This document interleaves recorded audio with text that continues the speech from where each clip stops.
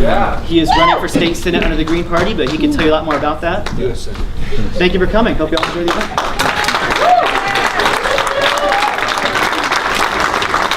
Thank you, everybody, for coming out tonight. Thank you to Spencer and his team for hosting this. My name's Arn Menconi, and I'm your next U.S. Senator. All right. This is really, who here believes that this is a revolution and this is what they signed up for? Make some noise. Who here considers themselves a real progressive? Who here wants to stop the TPP? Who wants to make sure that we ban fracking? Who wants to make sure that we raise the minimum wage to at least 12, if not 15 and higher? How about who wants to support Amendment 69 and make sure we can have universal health care? So the dictionary definition of a revolution isn't to reform, it's to overthrow the system. All right?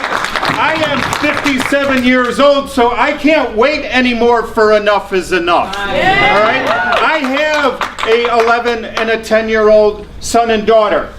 They are growing up in endless wars, global warming, rapid inequality gap, and racial injustice. And I am sick and tired of watching neoliberals continue to facilitate those four problems in America, and that's what a revolution is about. A revolution is about changing that. A revolution doesn't look pretty. Power will not give up without a fight. Right. And we have 80 days left. All right? I was a former Eagle County Commissioner. I was a Democrat. I ran a nonprofit for disadvantaged youth for over 20 years. I have a master's in business administration, and I ran a for-profit business. So that doesn't make me the smartest person in the world, but I can tell you what's going on here, folks. This is a election that has been rigged, just like John Kerry's was rigged, just like Al Gore's is rigged, for the powers that be. What Bernie Sanders was able to drive home was the message of the 1% is controlling everything. And I will no longer be complicit. I will no longer facilitate people who are representing the 1% like Senator Bennett, who will not come out against the TPP, who will not say no to fracking, who will not try to raise the minimum wage to $15 an hour, and who will not come out for universal health care. When I drive around the state, those are the issues that people are talking about.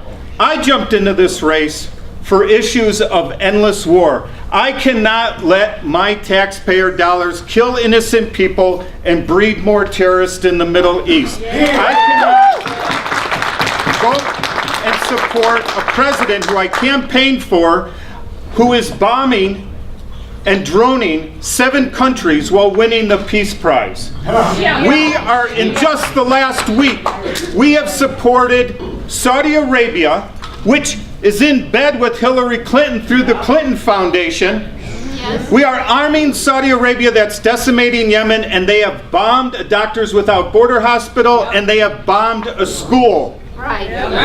We are not going to drift into moral nihilism. Are we? No! Are we? No! So what that looks like is in the next 80 days, we are going to make phone calls because I'm not raising money from special interests like Michael Bennett, who has $14 million, who's spending millions on negative ads and advertising, who's spending money on all sorts of different things. We're going to do it through you guys getting on the phone banking, by showing up, by getting people to know that enough is enough. And to the people who are listening elsewhere, where I come from, you don't put a line in the sand called enough is enough and then move the goalposts past November 18th. That's right. All right? Where I come from, your word is your integrity. Yeah. And my word to you is, this is beyond a revolution. When we are killing innocent people, When we are killing black people through our militarization of our police departments, and we have a black president who isn't fighting for it, we the people are going to start fighting for the people, not the powerful. I'm serious. You will get me, and I'll wrap up with this. You get me elected to U.S. Senate. I've been arrested in Senate hearings fighting against Secretary of State John Kerry to not drop more bombs in the Middle East and not perpetuate more wars. I've been in Black Lives Matters protest laydowns in New York and in Washington, D.C. and here in Colorado. I have stood up against Israel and what they're doing in their occupation against Palestine. This is about social justice, economic justice, and climate justice.